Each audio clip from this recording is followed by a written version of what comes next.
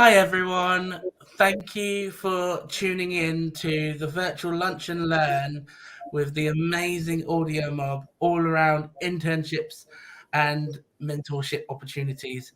My name is Dom Shaw and I'm the EDI coordinator at Yuki, and I'll be both kind of host and moderator for this session today. And just to kick it straight into gear, let me have these lovely individuals who are joining me today talk about themselves and give a proper introduction. So take it away, Wilfred. Hey everyone, so I'm co-founder and CTO at AudioMob. So we bring audio ads into games, into mobile games, to not interrupt them, such as other advertising formats such as video may. And we've been around for almost 2 years now, and I'm heading up the engineering team, as well as being a temporary CEO as Christian was fundraising.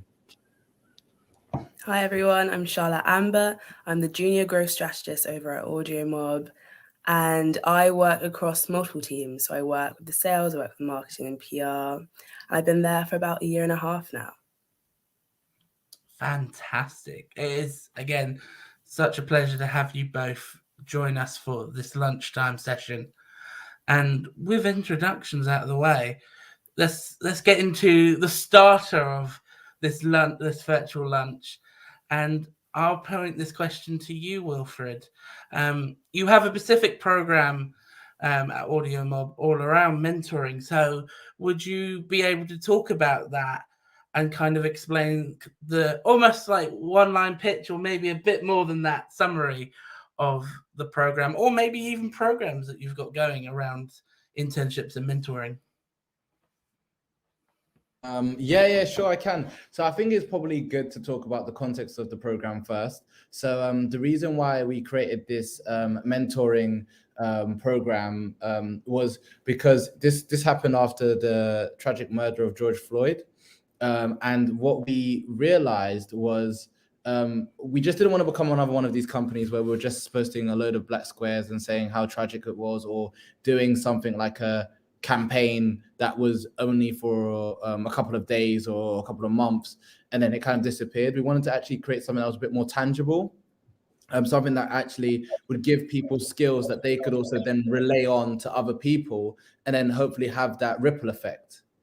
So that's why we chose to do something more like a mentoring program, where we're like, actually, there's a lot of things we've learned, and we have the privilege of being in certain rooms and the privilege of talking to certain people and having great mentors as well. And I am a firm believer that it's the power of education, and also just people just not having knowledge or having the network. That is actually one of the biggest barriers. Actually, it's never how much someone knows; it's actually who they know a lot of the time, and I'll say 70% of the time, to be honest with you. So that's why we decided to do something that was like a mentoring program. So it was actually around bringing different people from different backgrounds, predominantly people from Black and Afro-Caribbean backgrounds. But we always made sure it wasn't limited to that. So if you were anyone who had a particular question you want to ask us, you were still welcome to join the program, join the mentorship program. But we just knew that within the subset of everyone, the people who were least likely to get funding, as we see from 1% of venture-backed companies being Black or ethnic minorities, were Black and ethnic minorities, right? So it made sense to start there, especially with everything that was going on, and wanting to create something that's a bit more tangible and that kind of lives for a longer period of time. And hopefully our mentees that some of them we've successfully got into places like Google, then become like a beacon, and then also share and impart the knowledge that we've shared with them. That is absolutely fantastic. It's not only brilliant to hear how your company reacted to quite a global, event or movement that happened, but it's also how you've not only kind of let it stay in time, but you've actually used it to motivate such greater change, but also growth in talent beyond not only talent that's currently with you, but talent that's gone beyond, and like you said, joined the likes of Google. That's fantastic to hear. And kind of on that front of kind of differentiating the kind of opportunities, is your mentoring, can they lead into internships, or do you feel that internships and mentoring are very similar and can kind of adapt to the talent that you bring on board? Or what is your kind of view around the both, almost the terminologies of both, and kind of your company's situation around internships and mentoring? Did you want to go? Was that directed to me, or was it both of us? It could be. So apologies. It could be for if we go from Charlotte Amber's perspective first, because it'd be really interesting as someone who's gone from an employee's perspective of the company, and then Wilfred, if we go into you from the top end, kind of that difference. Well, for me, I joined for a work experience with AudioMob.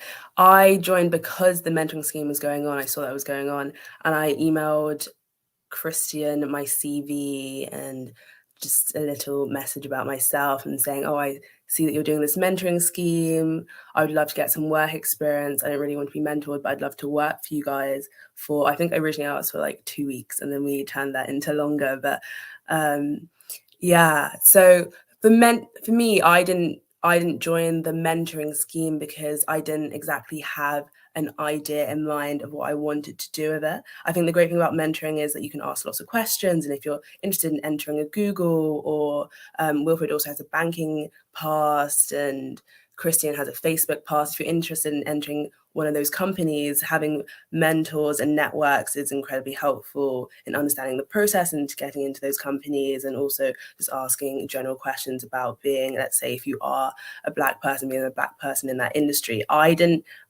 When I joined, I didn't want or know that that's where I wanted to enter, but I knew I wanted more experience to learn about where I wanted to go in the future.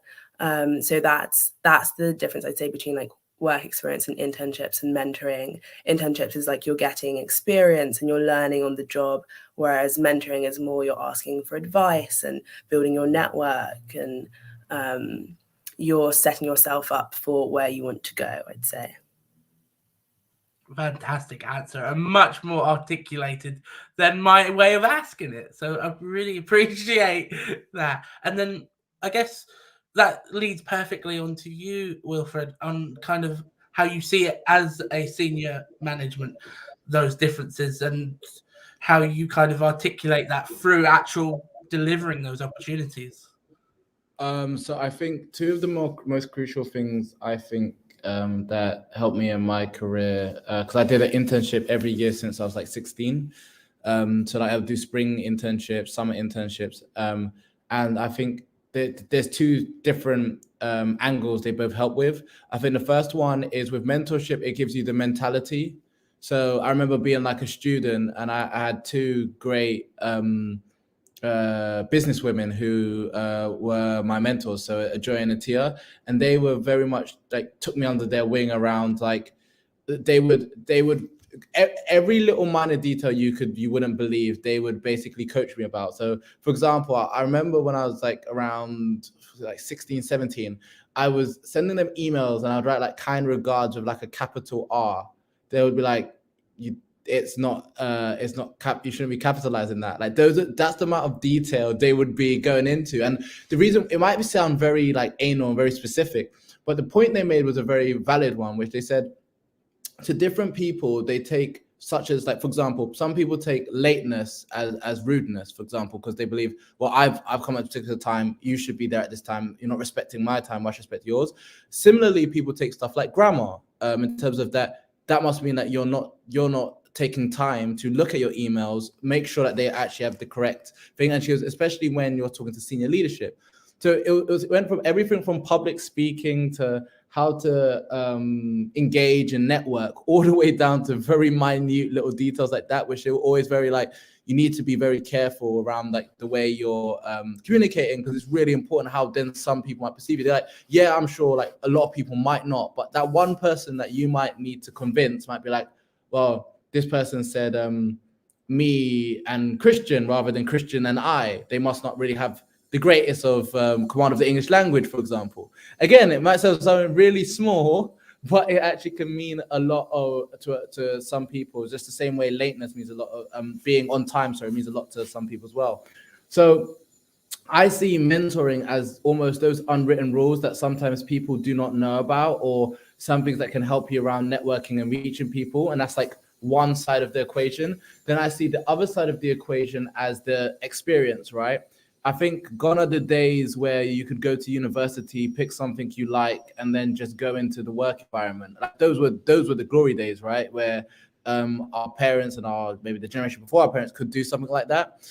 I feel very clear now that you can't just go to university. Like you need some sort of experience, or create some sort of, like in gaming, create some kind of portfolio of some games you might have created, or, you know, maybe if you're a story writer, some of the scripts you might have written for a game. And in general experience. So I think doing internships gives you the experience, one. Two, then it helps you with understanding what you actually like. So I did a load of internships in like banking and stuff as well. And then I realized, actually, no, I want to be in the mix of like creating new products that people actually use, and day to day. And I could be like, oh, I was part of that cool product. So that's why I liked being at Google and working in the cloud team, because that was the whole infrastructure, and that was the whole team building like Google Calendar and stuff like that. And that's something that we all use in our day-to-day lives. And I thought that was really interesting, being part of a tool everyone uses. So doing those internships in different places. So I did like a Teach First brand ambassador. Those all helped me understand what I actually was good at and what I wanted to do. And I think it's really good for young people to do that, because it's not just go into a career because someone said, oh, this is what you should do.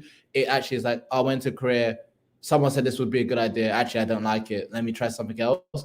And it's that one time you get, like, if it's spring week, you get 2 weeks. If it's like summer, you get like 6 weeks to do that. And you get a taster. And while you're getting that taster, it also bolsters your CV. So it's like win-win in a way that once you finish university, or maybe you don't go to university, maybe do an apprenticeship, you can then come back and say, hey, like here's all of this experience I've done. And even if they question you about like, oh, why would you do something different experience? You can say, hey, because I was trying to learn out what I want to do, and I found out what I want to do is this. And all of those experiences give me all of these tens of transferable skills that I can then impart in your company.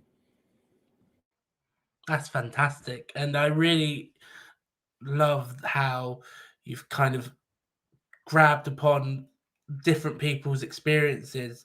So some people want to find out what they want to do, while others know what they want to do, but they want that extra guidance.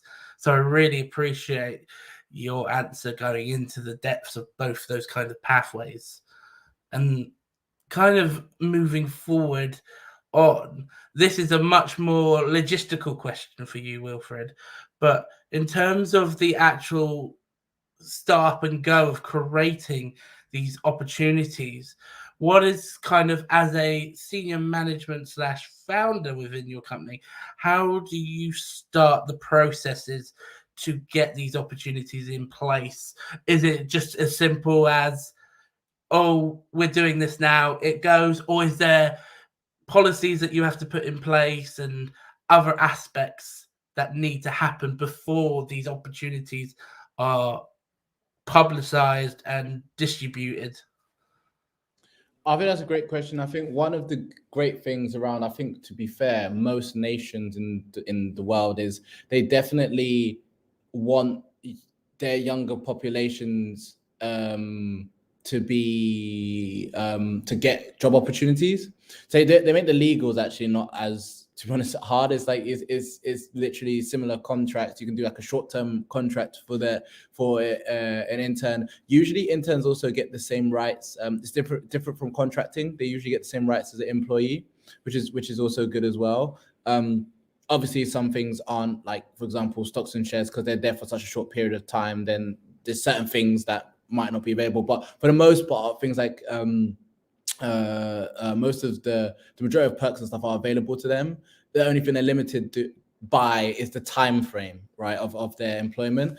In terms of making sure the environment is good for them, I think that is important. You do need to make sure that the team are aware that someone new will be joining. and that they need to help them with onboarding. They might not be as up to date and as necessarily skilled as someone who's done 5 years in a role, for example, because they might still be at university, they might be doing an apprenticeship, they might have went straight from straight from school, so sixth form, into working, so they might not necessarily have things. So it's to then be open to coaching them. I think that's really important, to make sure the team culture is there for them, because last thing you want is a group of people thinking an intern's role is to like make the coffee and those very old school things. And also getting the mindset right, because seeing interns and people who are joining the company as a fresh pair of eyes, actually, who can contribute a lot more to the table around new ideas around how things are going and how things work, versus other jobs and other versus seeing them as almost a burden to the team, which they're not. They actually are a great asset in terms of different ways of thinking and new ideas.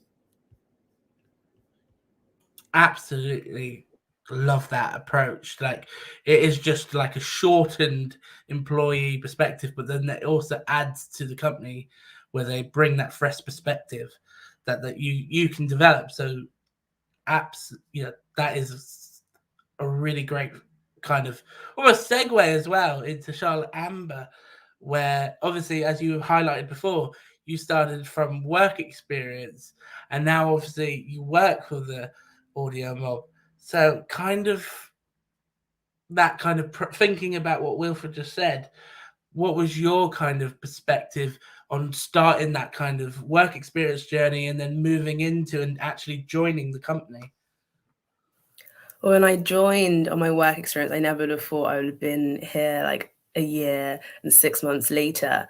But I'd say, so when I joined on my work experience, I was very excited. I'd never worked in tech before. I'd never worked with games before. I'd never worked with ad tech before, audio tech before. So I was very excited to learn about everything to do with the company. And I asked a lot of questions. I messaged Wilfred a lot. I messaged Christian a lot. I messaged whoever I could a lot. And I tried not to be afraid to ask questions. I tried not to be afraid to show that I didn't know something, because how can you learn if you don't admit that you don't know and you don't ask? So during my work experience, I made the most of it.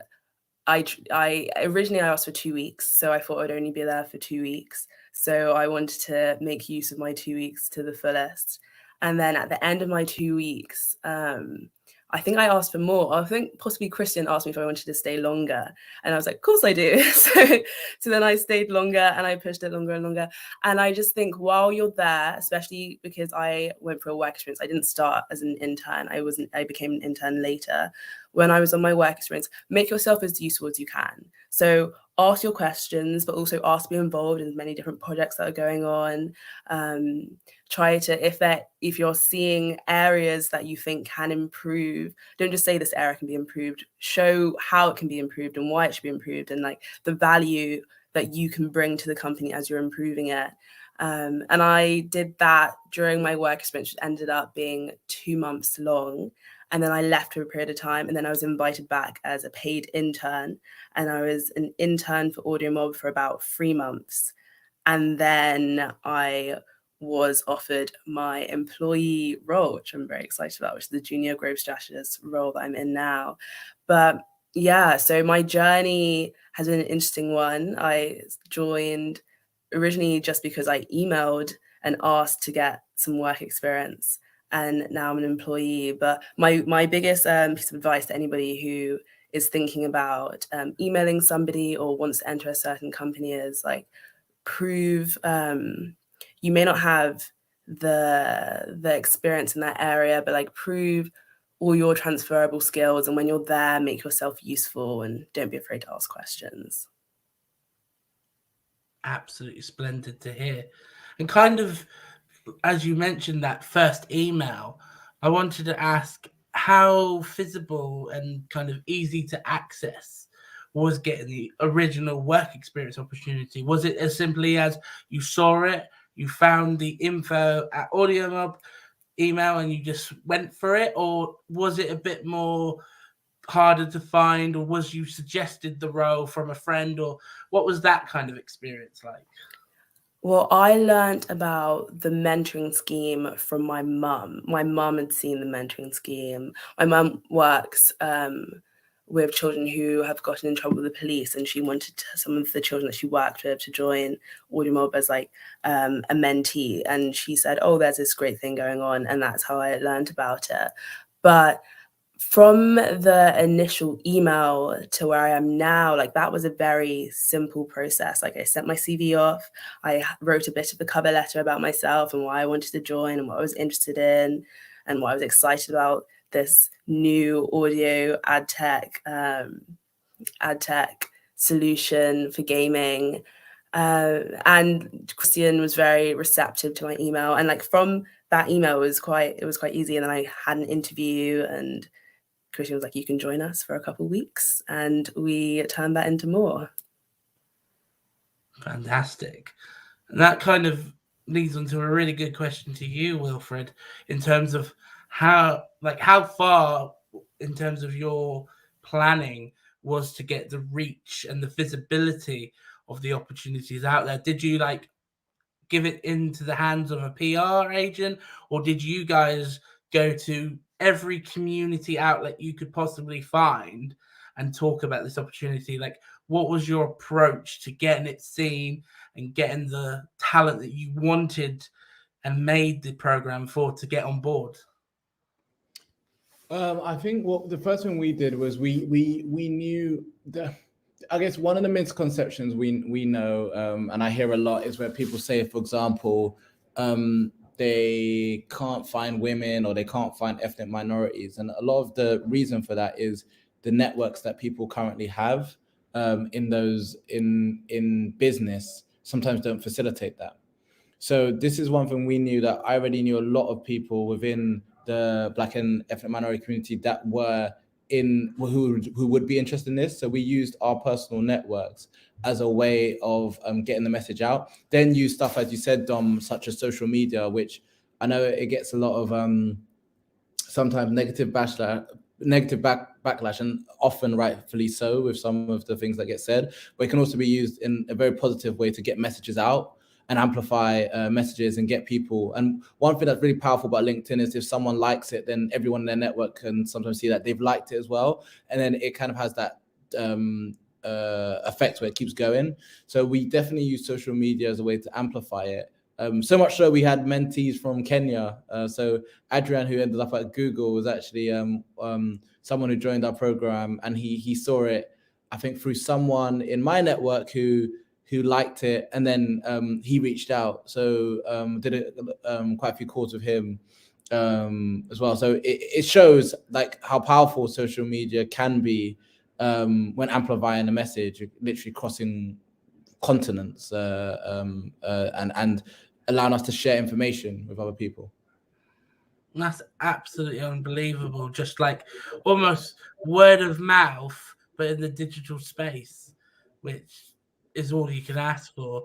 And I guess like from that, we can derive that anyone, regardless what size your company is, use LinkedIn. So then everyone in networks can start seeing opportunities.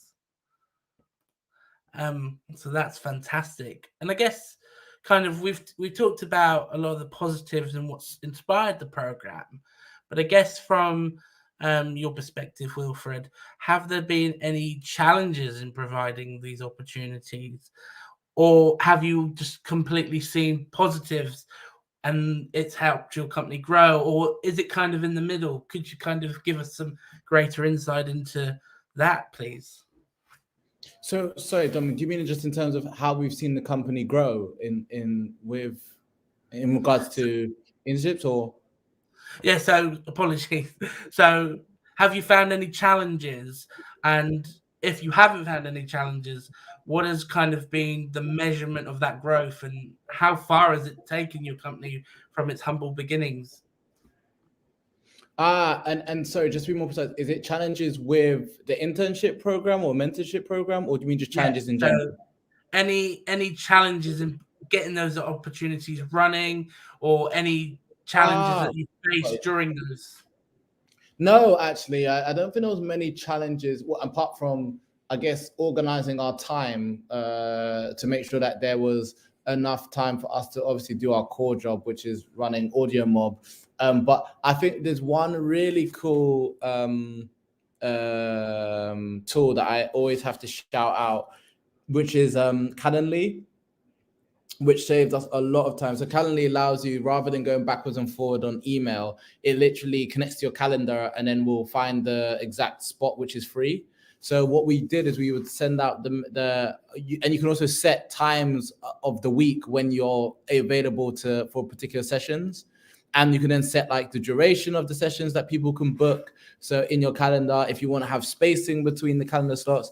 So Calendly was a real big time saver in terms of organizing everything, if I'm honest. So we would send out a Calendly link. We also had the engineering team build like a very simple system which would allow people who sign up for the mentoring program to be on a list, and then we could then email them directly and tick to send an email, and that email would automatically send them an email with our Calendly link for them to book a time.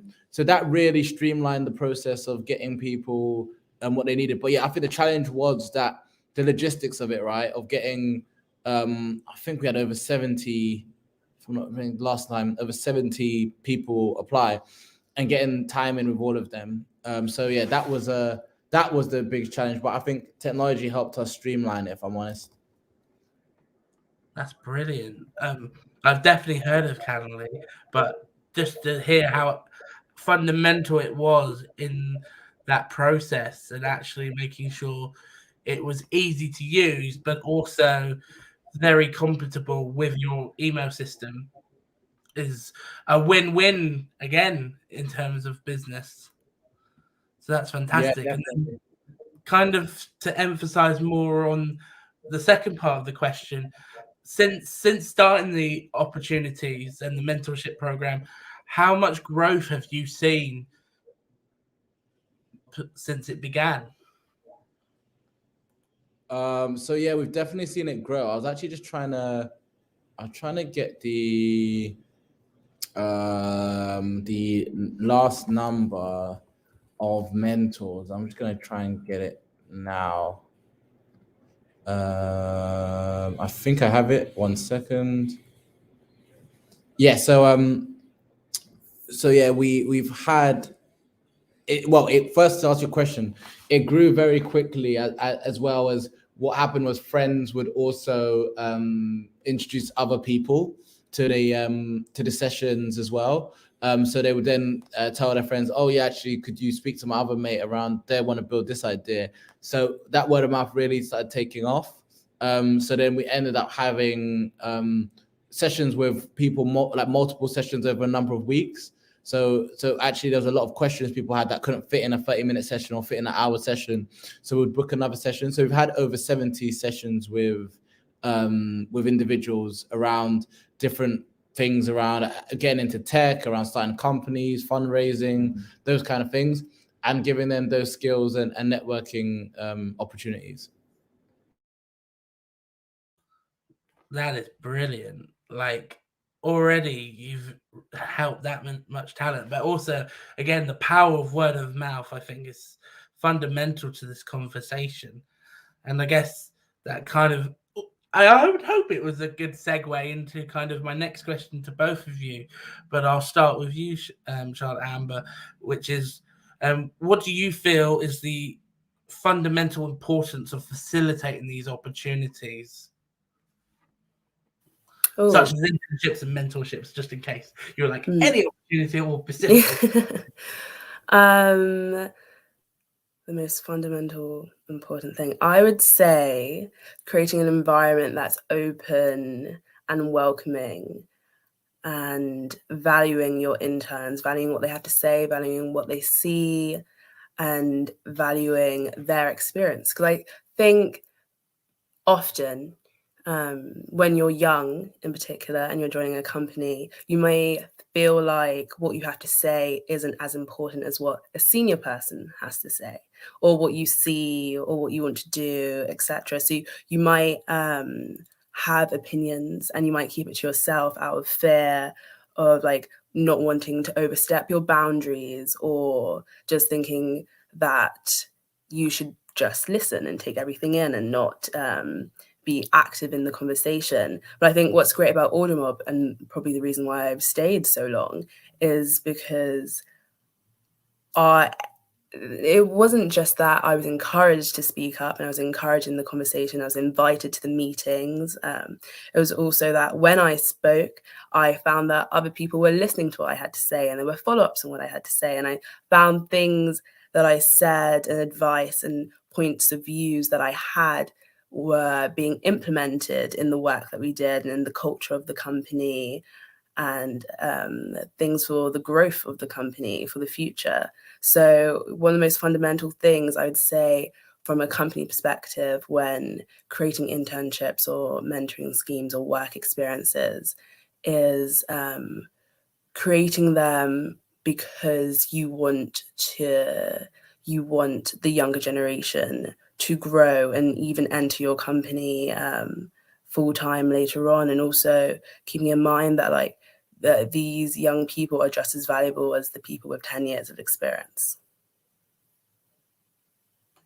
100%. And as you alluded to, a lot of this talent will become the seniors of industry eventually. So it's so important to kind of treasure and cultivate that talent from the get-go. And I guess same question to you, Wilfred, from that top-down perspective, what has been your kind of driving force in facilitating mentoring and internship opportunities? So for me, it is more around, I guess, seeing, pulling the ladder back down after you, because of the fact that I had the opportunity to have great mentors who really showed me really early on everything from the macro level down to the micro level of what to do and what not to do, or corrected me when I didn't do things in the appropriate manner. And then also knowing the importance of giving people experience early, because it's very hard as a student sometimes to you can graduate and then you see a lot of students struggling to get roles and struggling to get jobs, and then having to do jobs that don't even match their particular degree, or something that they're passionate about. And that's something that I think if more people were given the opportunity to try things out and actually see what they liked, they'll be able to more quickly adjust, or even maybe position the skills that they currently know in a more transferable manner for a role that they might actually prefer, rather than going and having to do something for the rest of their lives that they aren't passionate about or that they don't like. So I think that was my kind of driving force. So being a student once myself, and then seeing the power of doing internships and working out what you like and what you don't like.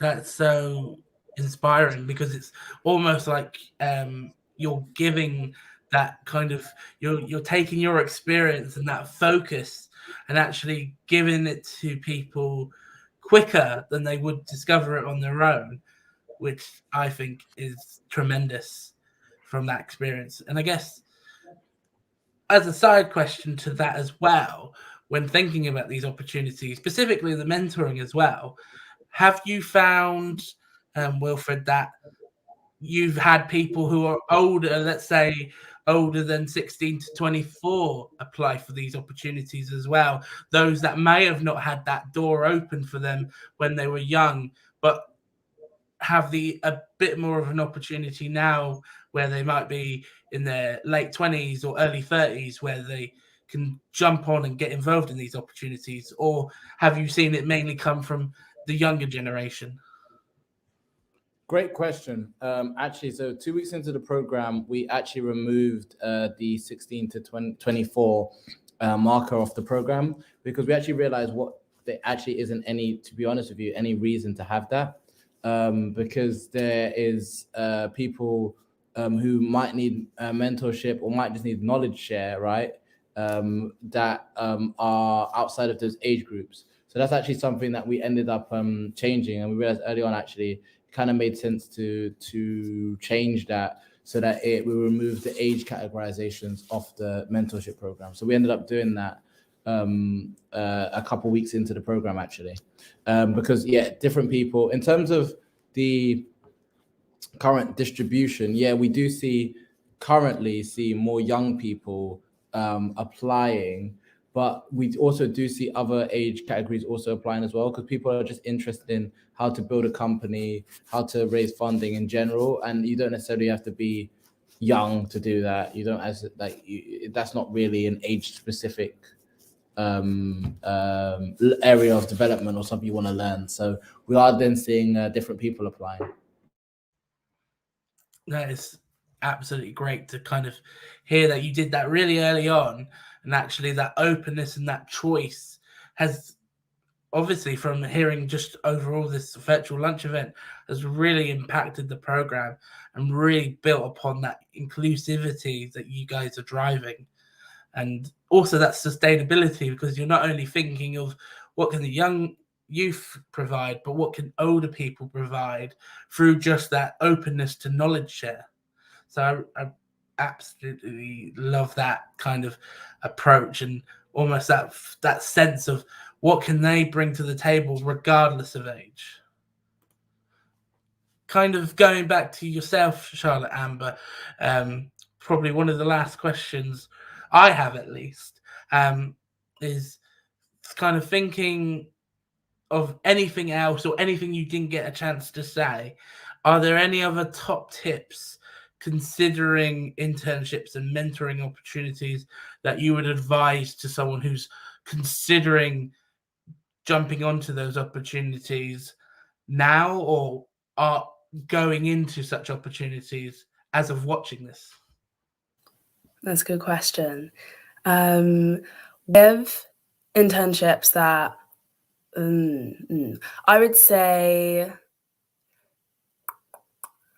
value your transferable skills. You may not have experience in the specific industry or the specific role that you want to apply to, but trust me, you have so many skills which are so applicable to it. So go through your CV, go through your past experiences, your history, and just discover and remind yourself at how many skills and how many things you learned and how much value you can bring to that company. That's for when you're applying. When you're there already, I would say don't be afraid. I've been quite lucky at AudioMob that it has a great culture and it's very welcoming and it's very inclusive. So I haven't had that many barriers when asking questions and like looking for more knowledge. As Wilfred said, they're very good at knowledge sharing. But I would say, regardless of where you're going, ask questions, get involved.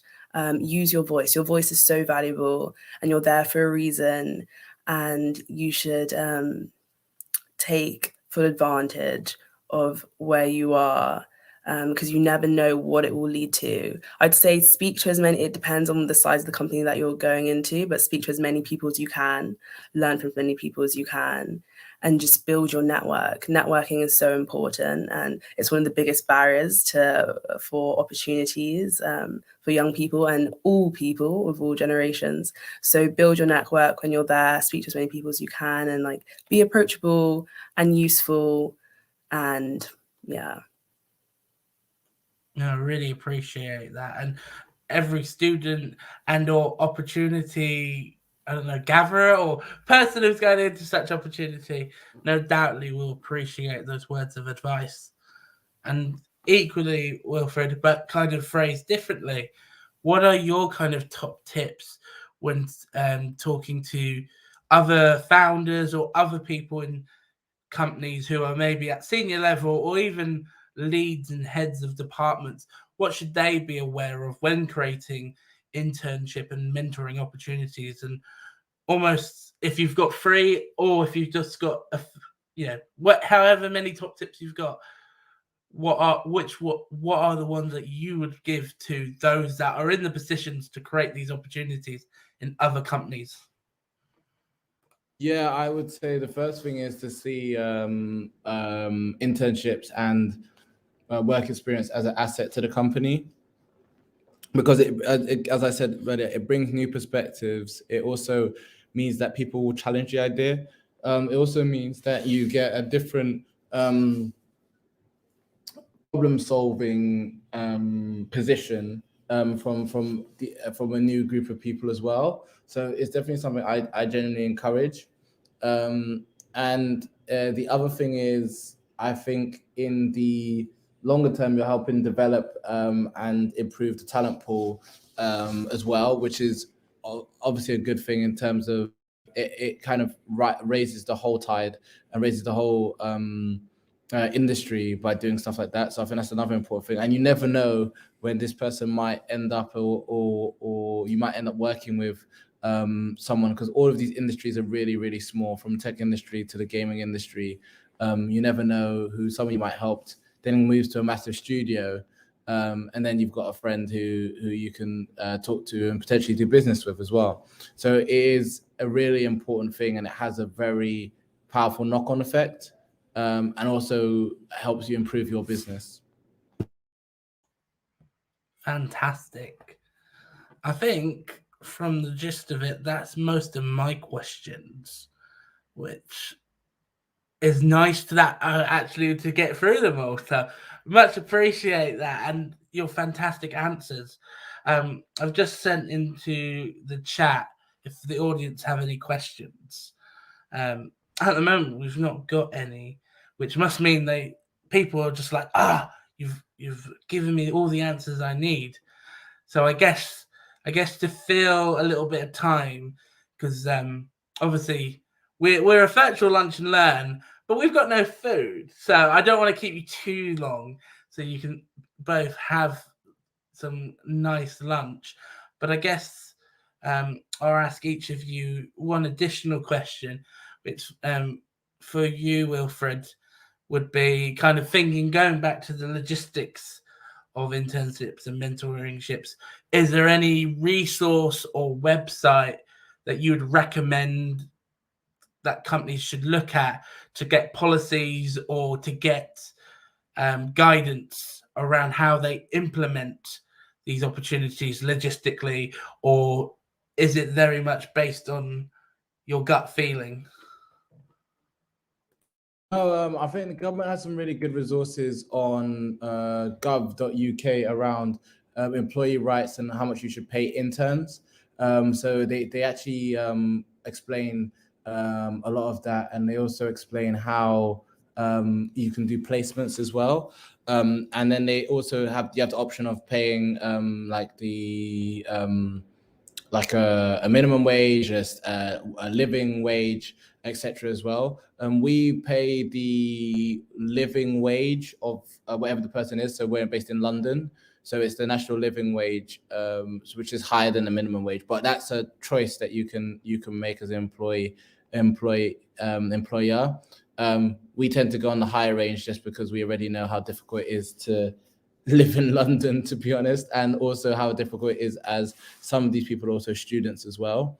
So yeah, we pay the living wage or above. But yeah, there are resources. The other thing I'd say is you may want to talk to an employment lawyer around the perks stuff, like what you can offer a intern, because they have a shorter period of time in the company. So for example, sometimes it can be difficult to get a policy of private healthcare for 3 months. So some things aren't actually practical because it's just the private health companies are like, well, we can't do that. We only do it by yearly basis, for example. So that's worth asking an employment lawyer about.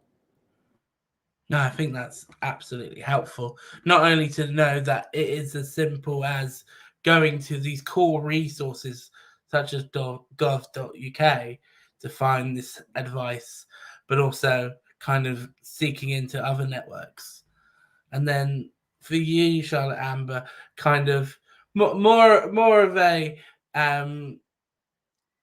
kind of industry-wide question for you on this front, but from your standing as someone who's fairly new to the industry, what would you like to see more of from games around internships and mentoring? Would you like to see it more visible from companies, or is there something in particular that you'd like to see as an industry perspective more of, or changed of these opportunities? I would say from an industry perspective that more companies need to be reaching out to students at a younger age. I'm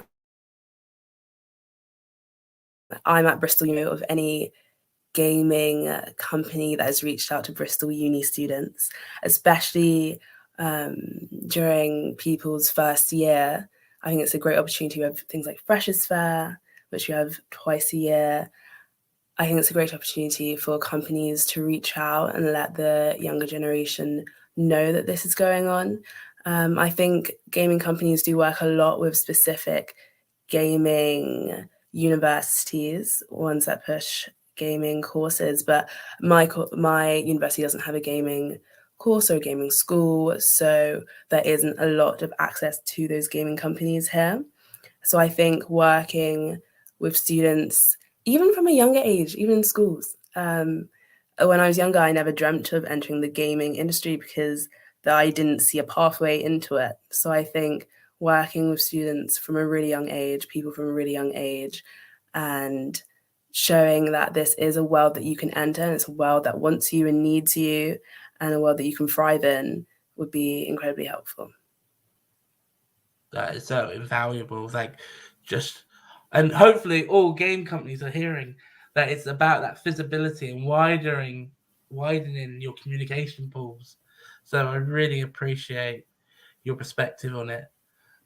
I don't see any other questions from the audience, so I will take this as that the audience is satisfied with all the answers and have loved your expertise. I've definitely really appreciative that you guys were able to make the time and share your knowledge and insight around this really important topic or topics at this time, because we're at a point where EDI is at its pinnacle in the games industry, and providing opportunities and getting more people in is so vital. But also just like your practices around actually treating people as humans, and almost, if I dare say, you guys have a mantra of you don't work to live, you live to work.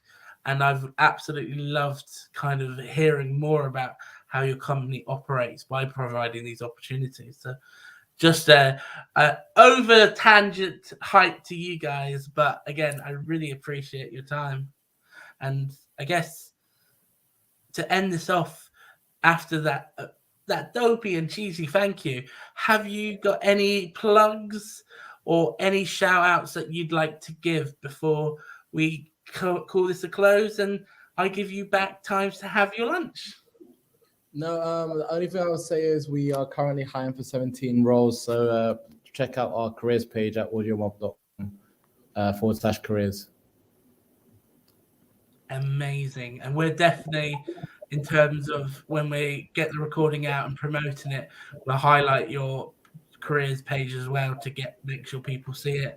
So we can help amplify those opportunities. Excellent. Well, once again, thank you both for joining me on this virtual lunch and learn. And I hope everyone who's been watching has really taken something away. I know if I wasn't moderating, I'd definitely be writing loads of notes. So I really appreciate it, guys. And as always, this event was provided by Raise the Game Pledge.